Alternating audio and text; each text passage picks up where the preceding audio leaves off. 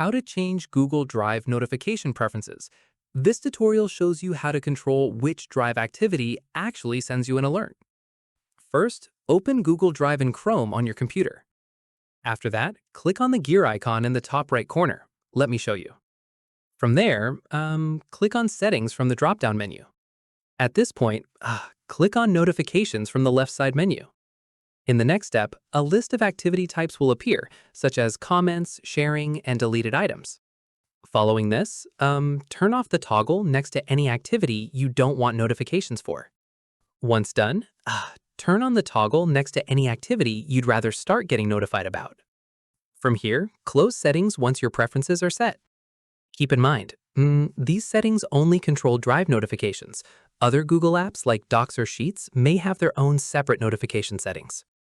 Finally, come back to this same menu anytime you want to adjust your notification preferences again.